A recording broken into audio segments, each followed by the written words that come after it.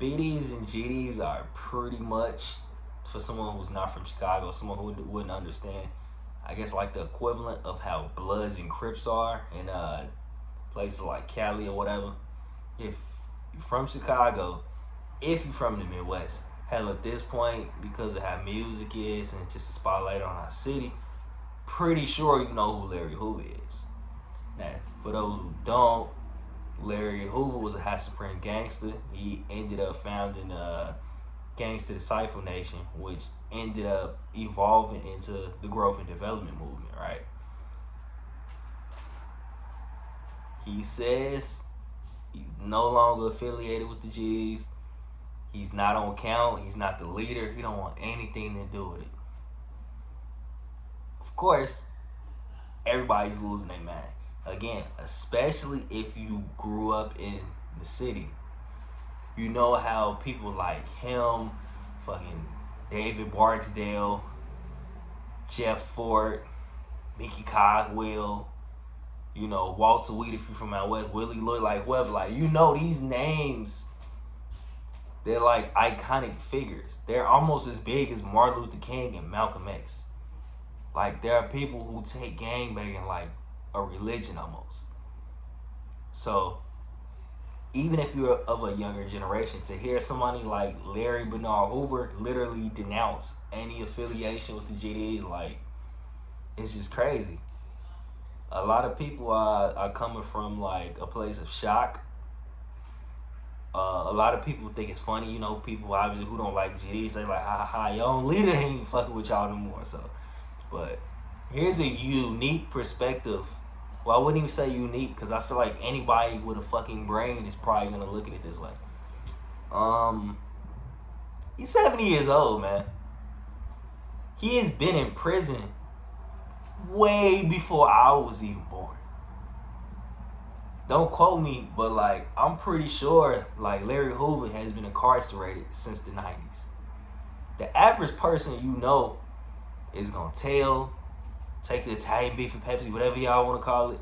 Like, the average person is going to do whatever it takes to not do a year in prison. There's people who can't take 6 months being locked up. Not only is this man incarcerated, he is in a supermax joint, buried deep in the ground, cut off from pretty much anybody. This is a man who hasn't been able to raise his kids, be with any of his friends and family. Probably everyone he knew growing up is probably dead, probably lived their life. Yeah, he's got this name, he's an iconic figure, he's a legend. But what does he have to show for it? Let's not even use an example.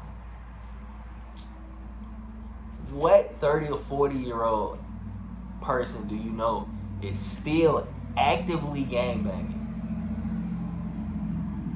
That's not constantly in and out of the joint, that's not on drugs, that has anything functional, healthy going on in their life. Name one person. Matter of fact, let's go even beyond. Let's name one 50 or 60-year-old person who stayed in a certain lifestyle with no mental issues, no drug habits, no real dysfunction. They just live happy ever after, but they're still doing the same thing. And they're happy in life. Name one person you know. You can't. Most of all the people that was really running all these gangs, street organizations, whatever you want to call it, they dead or locked up. Or they're a fucking homeless person you'll see on a red line talking to themselves. Point being is, ain't no happy ending in this. And if Larry Hoover is not an example, like the most extreme example, I don't know what is. The killing part about it is, most people who claim to be GDs, especially in my generation, anybody 2000 and up, most people cannot even name the points on the Star of David. Most people are not versed in any of his teachings. They're not standing on their six. They don't know anything about him. He's just a legend. He's just an idea. People don't know anything about what him, Jeff Ford, Willie Lloyd, they don't know anything about what these guys started these groups for.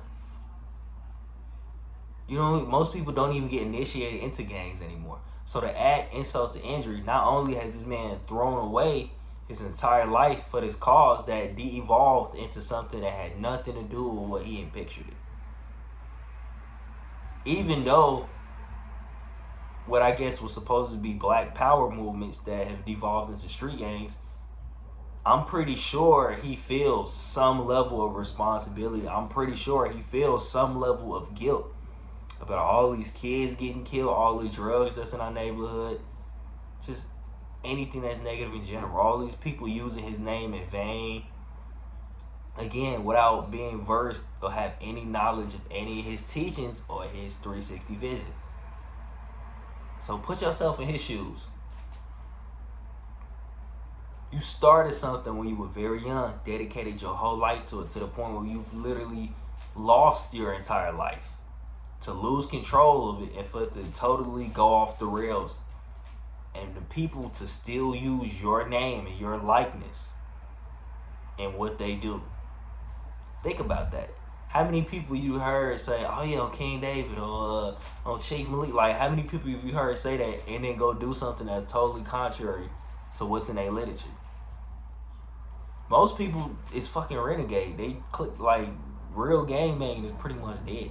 You'll have BDs hanging out with Vice, like just all types of crazy stuff. I ain't gonna get into that. But point being is, he's an old man. I don't even think he just said this just for the sake of, oh, maybe if I just denounce this organization, maybe I won't get a RICO. Maybe they'll let me go. Like, no, I think at this point, he really is disgusted with what a lot of so-called GDs are doing today.